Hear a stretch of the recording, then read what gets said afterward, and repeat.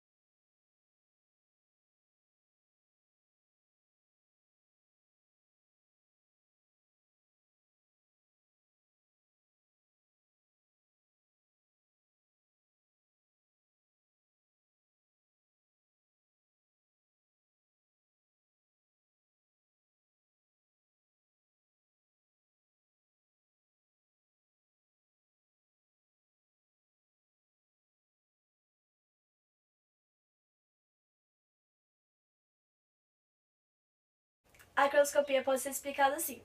Quando se adiciona um soluto não volátil a um solvente, ele acaba dificultando a cristalização.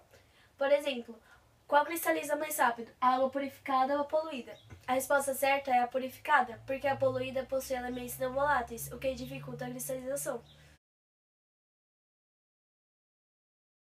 A pressão osmótica é a força contrária da osmose, sendo a osmose a passagem espontânea de um solvente por uma membrana semipermeável, indo de uma solução menos concentrada para uma mais concentrada. Já a pressão osmótica ela pode ser definida como uma pressão externa aplicada a uma solução mais concentrada, evitando a osmose. O cálculo da pressão osmótica pode ser definido pela seguinte fórmula: π vezes m vezes r vezes t vezes I, sendo π a pressão osmótica, m a molaridade da solução, R, constante universal dos gases, T, a temperatura absoluta definida por Kelvin, e o I, o valor de Van 't Hoff. Ela pode ser classificada como uma solução hipertônica, sendo a pressão osmótica maior do que a outra solução, hipotônica, sendo a pressão osmótica menor que a outra solução, e isotônica, sendo a pressão osmótica igual a outra solução. O primeiro exercício é o da PUC. A adição de 150 gramas de sacarose a 1 litro de água pura fará com que: A. Sua pressão de vapor diminua. B. Faça conduzir corrente elétrica. C. Sua pressão de vapor aumente. D. Seu ponto de ebulição diminua. Ou E. Seu ponto de congelamento aumente. A alternativa certa nessa questão seria a letra A. Por quê? De acordo com o estudo da tonoscopia, a pressão de vapor de um solvente diminui quando é adicionado a ele um soluto não volátil, como por exemplo a sacarose. As demais alternativas estão incorretas, porque na B, por exemplo, não passa a conduzir corrente elétrica porque a sacarose ela não forma íons na água. Na C, a pressão do vapor diminui, de acordo com o estudo da tonoscopia. Na D, o seu ponto de ebulição ele aumenta, de acordo com o estudo da ebulioscopia. E na D, o seu ponto de congelamento ele diminui, o que é estudado na propriedade coligativa da crioscopia. Exercício vestibular da Mackenzie. Sobre a propriedade coligativa da acroscopia, julgue como verdadeiro ou falso. A.